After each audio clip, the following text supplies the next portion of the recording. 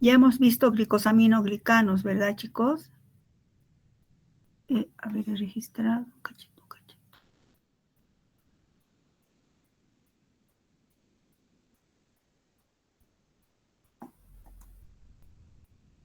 Perdón un ratito.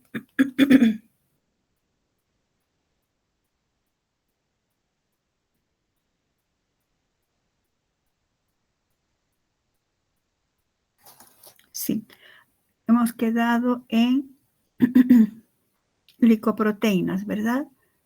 Aquí. ¿Sí, chicos? ¿Se ve bien la pantalla? Hola. Sí, doctora, se ve. Sí, doctora. Listo, gracias. Entonces, habíamos quedado acá. A ver, estamos en el capítulo de carbohidratos.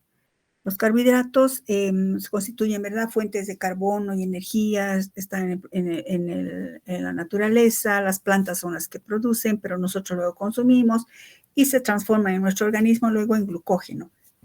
El glucógeno es la forma de reserva de glucosa en nuestro organismo y se acumula en el hígado y en el tejido muscular. Y luego cuando nuestro organismo necesita, se va degradando el glucógeno por la glicosiltransferasa y obtenemos glucosa para nuestra energía. Pero la glucosa no solamente está en la sangre o en los músculos, en el hígado o en las membranas celulares. Las glucosas, los carbohidratos también se combinan con otro tipo de biomoléculas, como por ejemplo con las proteínas. Así, por ejemplo, vamos a ver a las glicoproteínas. Como su nombre indica, son proteínas que han sido glicosiladas o glicadas, podríamos decir. Se consideran como moléculas verdaderas y que están formados por oligos. Esta es una representación, yo sé que es holográfica, ¿no? Pero están formados por un oligosacárido unido a una proteína. Entonces, este oligosacárido, escriban por favor, el oligosacárido se une a un aminoácido de la proteína, que es un aminoácido hidroxilado. El oligosacárido se une a un aminoácido de la proteína, que es un aminoácido hidroxilado, uniendo o formando así un enlace oglicosídico. Entonces, el enlace típico de las glicoproteínas es el enlace oglicosídico y no es más que una proteína que tiene oligosacáridos. Y vamos a ver qué función tiene.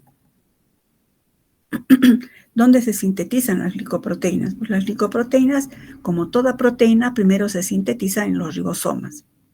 Luego salen de los ribosomas, vamos a ver esto en el penúltimo capítulo, salen las proteínas de los ribosomas, ingresan al aparato de Golgi y ahí sufren una modificación. Es decir, que es como quien dice, son etiquetadas con un oligosacárido, son marcadas con un oligosacárido, gracias a enzimas denominadas glicosiltransferasas. Hay que subrayar esto, las glicosiltransferasas, porque nos van a servir más adelante. Entonces, las glicosiltransferasas son enzimas que en el aparato de Golgi están y añaden a una proteína un oligosacárido y forma así una glicoproteína. La unión de la glicoproteína, del oligosacárido a la glicoproteína, principalmente es de tipo oglicosídico. ¿Dónde se encuentran las glicoproteínas? Pues se encuentran muy difundidas, sobre todo en las membranas celulares, en la parte externa de las membranas celulares. Fíjense, esta es una membrana celular, esta es la parte interna y esta es la parte externa. Pues las glicoproteínas serían esto, como indica acá, la glicoproteína, y esto es su oligosacárido. Pues esto de que se encuentran justo, su destino es, una vez que se sintetizan, su destino es ir a la membrana celular y aparecen como antenitas ahí. Pues su función es la comunicación. Las glicoproteínas son importantes mediadores de reconocimiento de célula a célula. Además, permite también la identificación entre la célula y ciertas moléculas. Un ejemplo importante dentro de las glicoproteínas tenemos a los antígenos de los grupos sanguíneos. Ustedes han visto en fisiología, ¿verdad?, que los glóbulos rojos, en la superficie de los glóbulos rojos, hay unas moléculas, en este caso son glicoproteínas, que se encuentran en la superficie y tienen el carácter de antígeno. no voy a ponerme a hablar de lo que es un antígeno, es un tema netamente de inmunología, pero aquí para que no quede así medio vago, pongan, los antígenos son moléculas que provocan la síntesis de anticuerpos. Provocan la síntesis de anticuerpos y reaccionan siempre el antígeno con su anticuerpo. Antígeno-anticuerpo. Entonces, los antígenos de la superficie del eritrocito son netamente glicoproteínas. Estos antígenos dan lugar a que el género humano se clasifique desde el punto de vista de estos antígenos en personas o seres humanos del grupo O, del grupo sanguíneo O del grupo sanguíneo A o B o AB. ¿Cuál es la estructura? ¿Por qué aparece esa clasificación? Veamos cómo es la estructura, por ejemplo, de una glicoproteína de las personas que corresponden al grupo O. Si esta es una glicoproteína, hemos simbolizado así, pues esta es la proteína, esto está apareciendo en la superficie del eritrocito, esta es la proteína, y todas las glicoproteínas de todos los seres humanos tienen esta parte. O sea, tienen unida a la proteína mediante enlace glicosídico o glicosídico, está una N-acetilgalactosamina, que esta está unida a otra galactosa, y esta una fucosa, que son ácidos monosacáridos relativamente extraños, pero están unidos a esta proteína. Esta es, como diríamos, la estructura básica de una glicoproteína. Las personas que corresponden al grupo O, su antígeno o su glicoproteína tiene esta estructura. En cambio, las personas que tienen el grupo A, aparte de esta estructura que lo tienen todos, ellos tienen unido en esta subglicoproteína, tienen unida a la galactosa una N-acetilgalactosamina. La aparición de este azúcar, este aminoazúcar acetilado, unido a esta galactosa, hace que este sea otro grupo sanguíneo, pero todos tienen esta parte en común. El grupo B, aparte de la parte en común que tiene la glicoproteína, tienen unida a esta galactosa otra galactosa, mediante un enlace, ¿verdad? Alfa 1,4, esta galactosa. Entonces, estos son del grupo B. Y del grupo AB van a tener los dos antígenos, una N-acetilgalactosamina y una galactosa unida a esta estructura base. ¿Por qué existen diferentes grupos sanguíneos? Mejor sería hacer otra pregunta. ¿Por qué ciertos individuos son capaces de añadir, por ejemplo, para el grupo A hemos visto una N-acetilgalactosamina y las personas del grupo B añaden una galactosa y las del grupo AB, pues ambos azúcares se unen a las proteínas de la superficie de sus eritrocitos. Esto se debe a que cada individuo hereda un gen que codifica esta enzima, subrayen eso, una glicosiltransferasa para cada aminoácido, que hereda de su progenitor, de sus progenitores. Por ejemplo, una glicosiltransferasa tipo A va a añadir la N-acetilgalactosamina, entonces esa persona corresponde al grupo A. Luego, otra persona tiene codificado en su gen esta enzima, la glicosiltransferasa tipo B, entonces va a añadir la galactosa a los antígenos de su eritrocito y entonces corresponde al tipo B. Y los de AB tienen pues las dos enzimas y añaden a sus antígenos, a su superficie de los eritrocitos, los dos azúcares, N-acetilgalactosamina y galactosa. ¿Qué sucede? ¿Qué importancia tiene esto? ¿Qué sucede con las incompatibilidades sanguíneas? Todo individuo, dentro del cuerpo de cada individuo, no tienen anticuerpos contra la sangre. O sea, porque normalmente no tenemos anticuerpos contra ninguno de los grupos sanguíneos. Pero si por algún motivo recibimos sangre, digamos, con un antígeno desconocido, al momento el organismo del receptor lo reconoce como extraño. Entonces empieza a generar anticuerpos contra ese antígeno.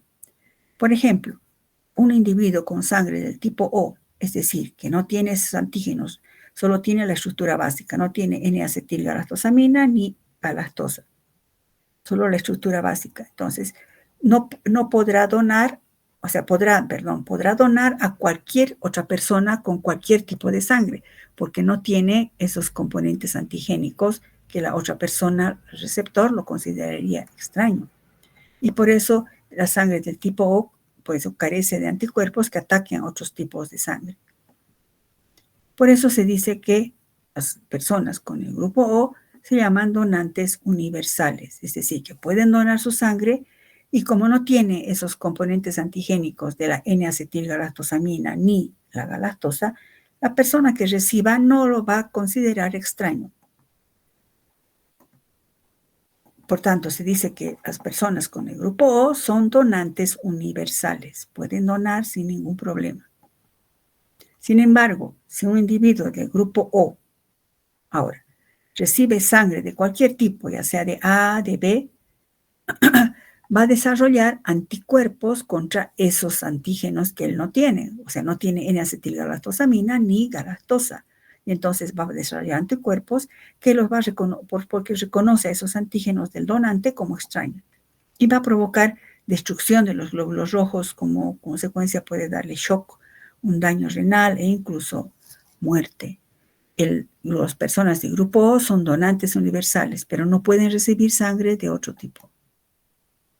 En cambio, un individuo con sangre de tipo AB, por ejemplo, las personas del tipo AB, recuerdan, tienen los dos antígenos, tanto la N-acetilgalactosamina como la galactosa. Y entonces, como tienen los dos antígenos, pueden recibir sangre de cualquier tipo, porque no van a considerarlo extraño, porque ellos tienen los dos. Y por tanto, no desarrollan anticuerpos que ataquen a los glóbulos rojos. Por eso decimos que los del grupo AB son los receptores universales.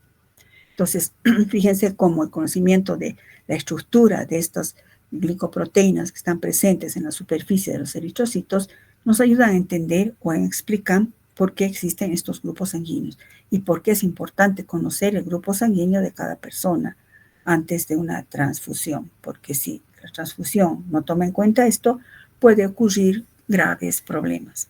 Entonces, las personas de grupo O son los donantes universales. ¿Por qué?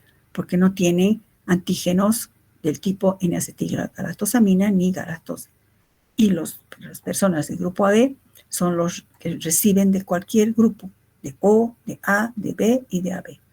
Porque como tienen los dos antígenos, cualquiera que entre no van a reconocerlo como extraño.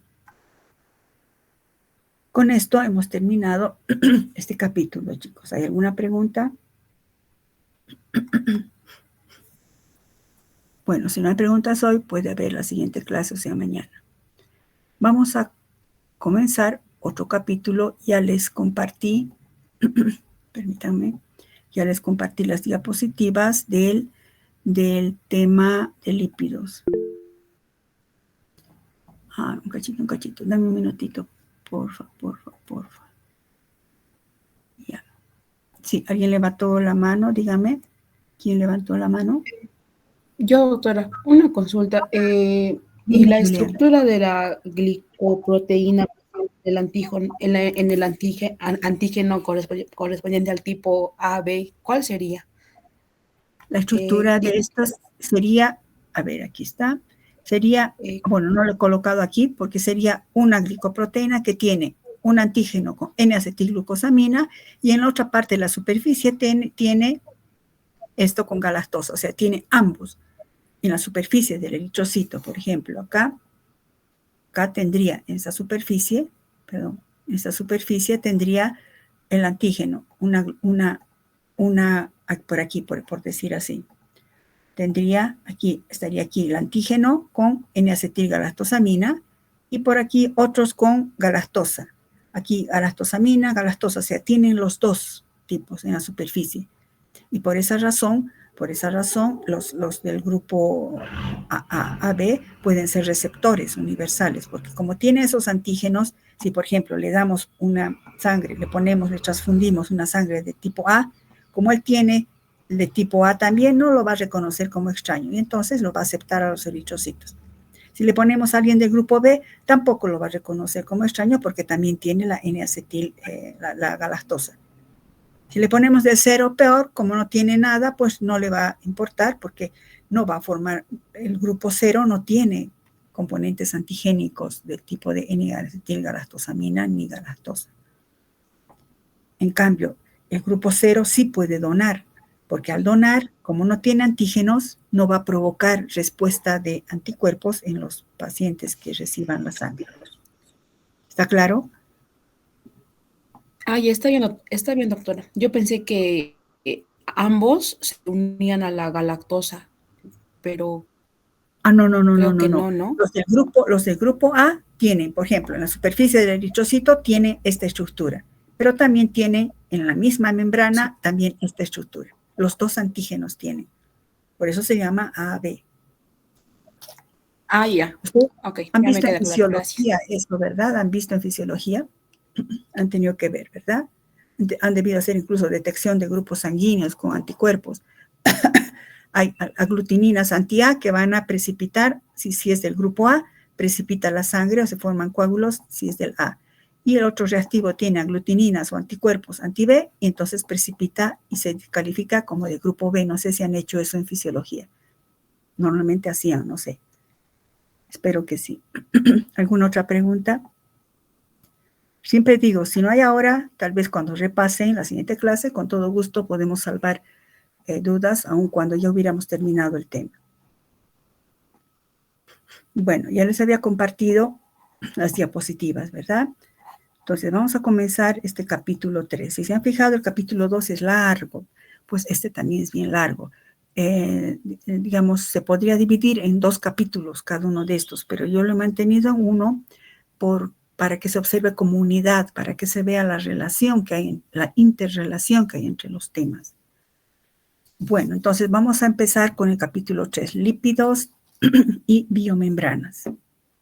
Hemos estudiado hasta aquí un grupo ya de biomoléculas, los carbohidratos, monosacáridos, oligosacáridos, polisacáridos, homo y heteropolisacáridos, y hasta hemos llegado a glicoproteínas. Ahora nos toca ver el segundo grupo de biomoléculas, los lípidos. Y vamos a aprovechar de ver de paso en este tema las biomembranas, porque los lípidos ayudan, el estudio de los lípidos va a ayudarnos a entender cómo funcionan las biomembranas. Por esa razón, fíjense, he puesto aquí una biomembrana, los productos que se forman a partir de los lípidos, y también vemos que los lípidos abundan en los alimentos, ¿no? Fuera de las células. Los lípidos constituyen un grupo diverso de moléculas y por tanto también tienen diversas funciones. Si nos ponemos a pensar, ¿dónde encontramos lípidos? Primero, en la naturaleza, ¿dónde? Las grasas, los aceites que consumimos. Ciertas vitaminas son lipídicas, vamos a mencionarlas. Y algunas hormonas son lipídicas, también las vamos a estudiar. A su vez, en los animales, los lípidos, ¿dónde se encuentran? ¿Dónde se acumulan? Principalmente se acumulan en el tejido adiposo.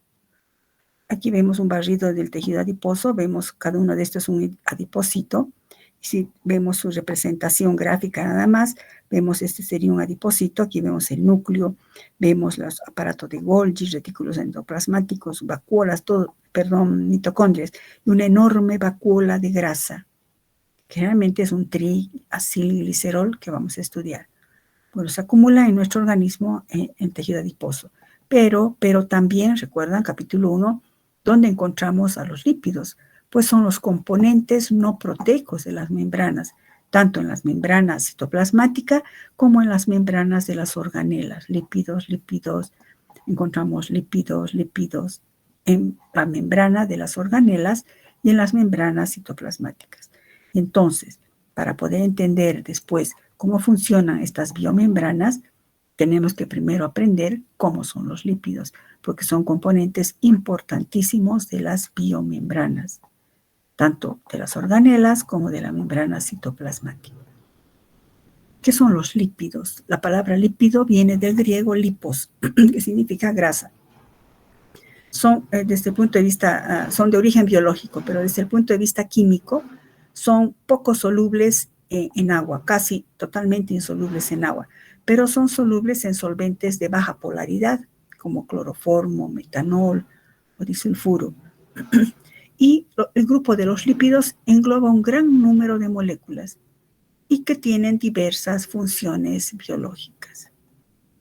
Entonces, ¿qué funciones cumplen los lípidos? Cumplen diversas funciones biológicas. Entre las principales tenemos estas. Lo que ya hemos mencionado, los lípidos son componentes importantes de las membranas celulares. tanto citoplasmáticas como de las organelas. A su vez, los lípidos constituyen una forma fundamental de almacenamiento de carbono y energía. Esto sobre todo en los lípidos que se acumulan en las células adiposas, ¿no? Como triacilgliceroles. Recuerdan, también se parece esto a los carbohidratos. Habíamos dicho que los carbohidratos también se consideran como fuentes de carbono y energía. Son almacenamiento de glucosa, ¿recuerdan? El almidón en las plantas y el glucógeno en los animales. Entonces constituyen una forma de almacenamiento de carbono y energía. Pero vamos a ver que los lípidos, podríamos decir así muy coloquialmente, le ganan a los carbohidratos. Estos conservan más energía. A su vez, no solo son fuentes de carbono, energía, son precursores de importantes sustancias como hormonas, reguladores biológicos, que vamos a ver. También actúan como aislante de órganos. Por ejemplo, siempre se ha visto grasas envolviendo los riñones, ¿verdad? A veces en anatomía. Protegen o recubren a órganos importantes. Y algunas vitaminas y hormonas también son de naturaleza lipídica. Entonces vemos las múltiples funciones que tienen los lípidos. ¿Cómo se clasifican? Como cumplen diversas funciones, también hay varias clases de lípidos. Para poder sistematizar el estudio, porque este capítulo es muy sistemático, chicos, clasificaciones, etc. Engloba un gran número de moléculas de naturaleza lipídica. Entonces, desde el punto de vista de la clasificación, o sea, ¿cómo clasificamos? Desde el punto de vista del criterio de clasificación, es según la composición química. Los lípidos, sobre todo los lípidos simples, compuestos y algunos derivados, en esencia son ésteres. Si ustedes recuerdan que es un éster resulta de la combinación de un alcohol y un ácido. Entonces, si agarramos eso como una guía, vamos a entender mejor esto. Los lípidos son ésteres químicamente. Y entonces se clasifican en 3 grandes grupos. Los lípidos simples, los lípidos compuestos y los lípidos derivados, que son más complejos. Los lípidos simples, a su vez, se subclasifican en 2 clases, acilgliceroles y ceras. Los acilgliceroles, por ejemplo, tienen como componentes, o también se puede decir que por hidrólisis están formados por glicerol, que es un alcohol, ¿recuerdan? La glicerina, glicerol y ácidos grasos. Alcohol, ácido. ¿Qué cosa da? Un éster. Los acilgliceroles son ésteres. También están las ceras, están formadas por un alcohol, también la unión de un alcohol y ácidos grasos, pero ambos de peso molecular, que esto más está en las plantas y en las plumas de los animales, que no vamos a hacer mucho énfasis. Esto nos va a interesar mucho. Luego están los lípidos compuestos, que a su vez se subclasifican nuevamente en glicerofosfolípidos, esfingomielinas, cerebrósidos y gangliósidos. Estos glicerofosfolípidos están formados por, nuevamente, un alcohol como glicerol, ácidos grasos, pero aparte tienen un grupo fosfato, un ácido fosfórico ionizado y algunas formas de alcoholes que vamos a ver. Luego tenemos las esfingomielinas, que tienen esfingosina. La esfingosina, vamos a ver más adelante, es también una estructura que es un alcohol con un grupo amino. Es también un alcohol, más ácidos grasos, más un grupo fosfato y colina. Vamos a ver la colina, vamos a ver su estructura. Luego están los cerebrósidos, que también tienen esfingosina, ácidos grasos, pero tienen unidos a su estructura carbohidratos. Se llama en general azúcares, ¿verdad? Pero estoy hablando de carbohidratos simples, entonces serían monosacáridos. Y los gangliósidos también, que poseen esfingosina, o resultan de la combinación de la esfingosina, ácidos grasos, y en este caso oligosacáridos. Aquí son monosacáridos, aquí oligosacáridos.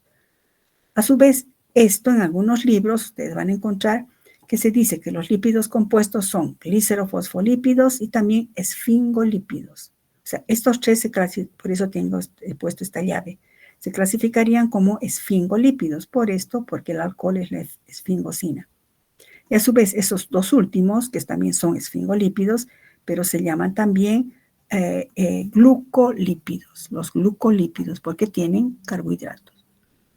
Y luego está el grupo de los lípidos derivados, que vamos a ver después, que son más complejos y que incluyen los esteroides, prostaglandinas, hormonas, vitaminas lipídicas, que ustedes van a ver también con más profundidad en nutrición y en bioquímica 2.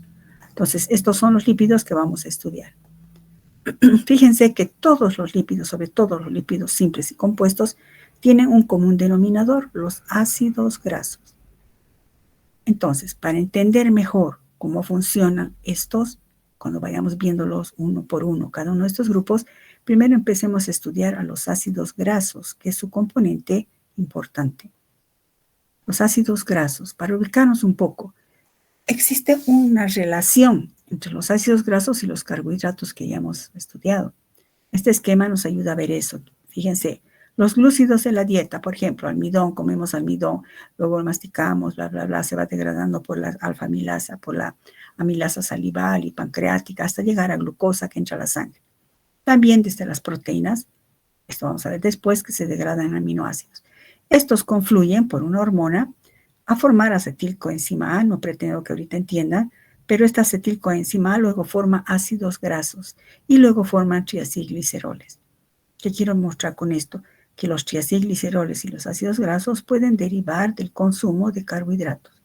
Por eso cuando consumimos muchos carbohidratos, pues lo que sucede es que acumulamos en el tejido adiposo triacilgliceroles, en el engordamiento, que también puede venir de un exceso de proteínas, que obviamente no es tan simple, pero este es un esquema, como quien dice, ver el microscopio con un 10X, ¿no? Así para tener una idea de cómo se interrelacionan las biomoléculas en el organismo. De la glucosa podemos llegar a ácidos grasos y a triacilgliceroles. ¿Cómo es la estructura de los ácidos grasos y cómo los nombramos? Los ácidos grasos son ácidos monocarboxílicos de cadena larga. Pueden ser saturados o insaturados. Saturados es que no tienen dobles enlaces y engloban a estos.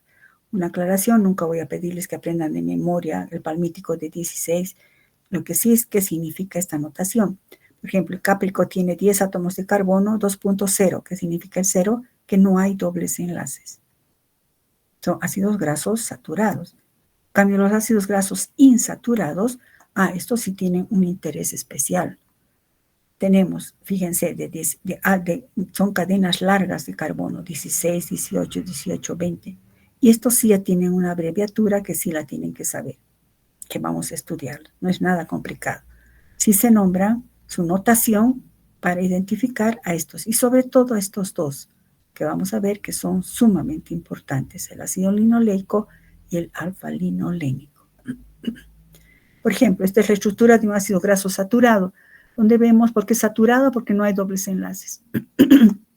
En cambio, el insaturado, fíjense, por ejemplo, que hay uno con una insaturación, y recuerdan, química orgánica, donde hay esta hibridación sp2, esta estructura es plana, entonces siempre se dice si está arriba, los dos arriba o uno arriba y uno abajo.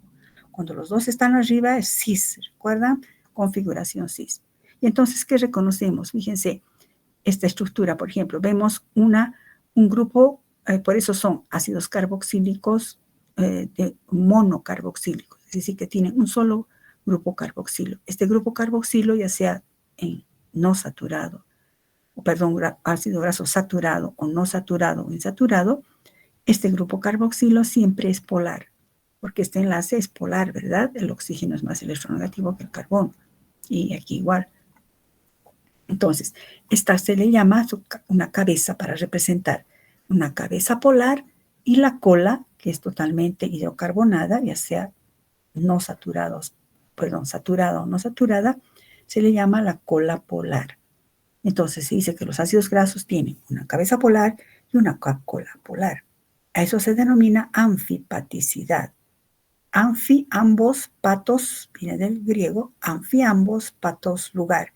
Quiere decir que en la misma molécula tiene ambas, una cabeza polar y una cola polar, que vamos adelante, vamos a ver cómo nos va a servir esta representación. Por ejemplo, veamos el ácido esteárico, el oleico, repito, no voy a pedirles que aprendan de memoria, pero sí. Por ejemplo, este es el ácido esteárico de 18 átomos de carbono, pues eso está por líneas de enlace, ¿no? Se va contando. 1, 2, 3, 4. El ácido oleico, este sí es un insaturado, siempre se cuenta por el grupo carboxilo. 1, 2, 3, 4, 5, 6, 7, 8, 9. En posición 9 tiene una insaturación. 10, 11, 12, 13, 14, 15, 16, 17 es de 18 átomos de carbono. Y lo mismo con estos otros, que ya son insaturados. con 2 dobles enlaces o con 3 dobles enlaces. ¿Qué características sobresalen? ¿Qué generalizaciones? Uno, si se han fijado, todos son de número par de átomos de carbono, de 18, de 16, de 10, 12, 14, 20, 22, 24. Número par de átomos de carbono. Tienen sus dobles enlaces siempre en cis, es decir, están del mismo lado del plano del doble enlace. Fíjense aquí igual, del mismo lado y lo mismo acá.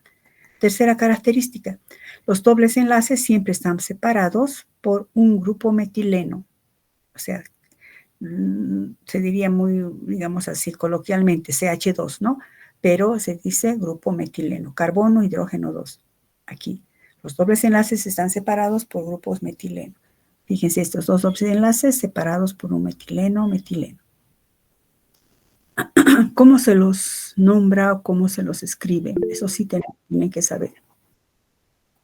Perdón, ¿alguien quiere decir algo? Sí, dígame. Dime, Juliana. Doctora, buenas tardes. Disculpe que la moleste, solo que, bueno, hoy tenemos clases de otra materia a esta misma hora igual y... Mil disculpas, sí, chicos. Ya es las 18, no se preocupen, sí. Entonces vamos a quedar acá, chicos. Cualquier duda o pregunta, igual a la siguiente clase. Pueden retirarse, chicos. Hasta luego, disculpen el retraso. Gracias, doctora. Hasta luego. Hasta luego, chiquitos. Hasta luego, doctora. Hasta luego, chicos. Hasta luego.